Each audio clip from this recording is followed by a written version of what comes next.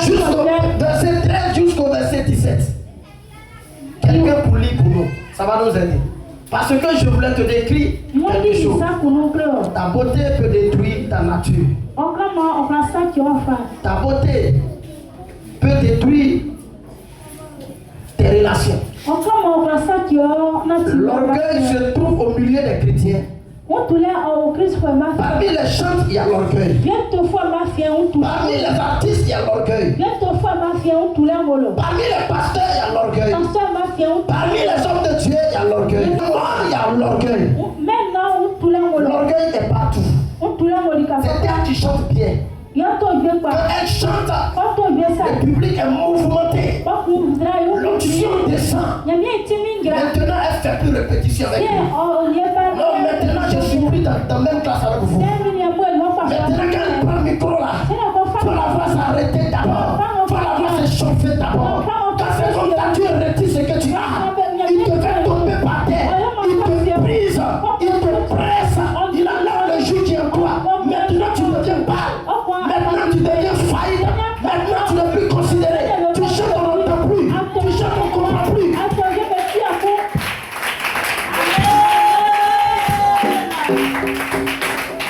Alléluia. Regardez au milieu de vous, vous allez comprendre quelque chose.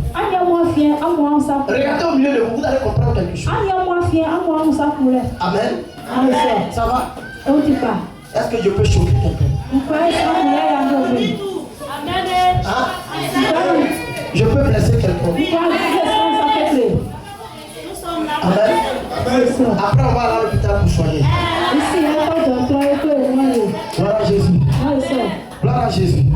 Regardez le roi Nebuchadnezzar. Dans le livre de Daniel chapitre 4. Nebuchadnezzar était un homme puissant. Nebuchadnezzar était un guerrier.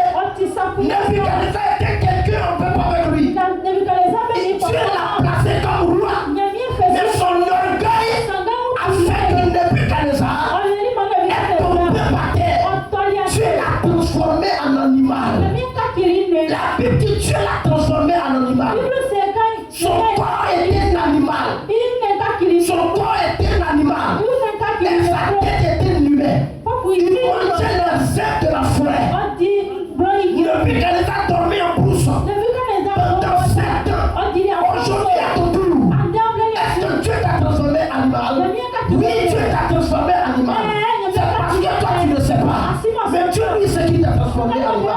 Le don qu'il t'a donné, la puissance qu'il t'a donné, les cantiques qu'il t'a donné, avant que tu chantais, comment la salle était, avant que tu priais, comment la salle était. Mais regarde pendant un bon moment, quand tu chantes, les gens n'entendent plus. Ta voix sonne, on dirait un animal. Tes cris sonnent, on dirait un animal. Alors que tu es en face des humains, tu es en face des hommes, mais les hommes ne peuvent pas écouter l'animal. L'esprit de Dieu ne descend plus. La puissance de Dieu ne descend plus. L'humilité précède la gloire. Dieu marche avec toi quand tu es humble. Quel que soit ce que tu es, quel que soit le titre que tu as, quel que soit l'onction, quelle que soit la puissance, ne sois toujours humble. Non, moi dans cette église-là, c'est moi qui faisais venir les gens. C'est moi qui évangélisais. À cause de moi, Stella est venu. À cause de moi, lui là est venu. Maintenant là, on ne me voit plus. Maintenant là, on ne me considère plus. Moi-même, je suis fatigué. C'est de l'orgueil. Ta récompense n'est pas entre les mains des humains. Mais ta récompense appartient à l'Éternel des armées. Il y a lui qui peut te bénir. C'est lui qui peut te commencer. Nous, on a commencé ensemble. Mais depuis je suis là. Papa ne me voit pas. Il nomme les gens. Il ne veut pas me nommer. C'est moi qui ne t'ai pas nommé. Mais si tu es humble, Dieu va te nommer. Regardez quelque chose.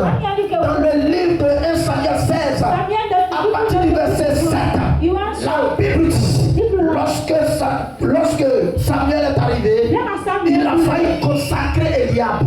Parce que Eliab était un gaillard. Eliab était bien bâti. Eliab était géant. Eliab avait une beauté non pas possible. Mais lorsqu'il a vu, Eliab était en costume. Et il va dire, le prophète va dire, certainement, voici le choix de l'Éternel.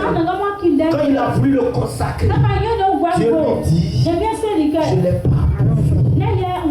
Car ce que l'homme voit, mais Dieu ne voit pas. Si tu as fait quelque chose dans l'église, l'homme n'a pas dit merci. L'homme n'a pas considéré. C'est qu'à quelque part, Dieu a approuvé. Ce que l'homme voit, Dieu ne voit pas. Tu peux faire du bien et puis boycotter. Tu peux faire du bien et puis on ne peut pas te respecter. Tu peux faire du bien dans une église, dans une cour, à une personne, à quelque part d'autre. Ils vont t'insulter, ils vont te maltraiter, ils vont t'humilier.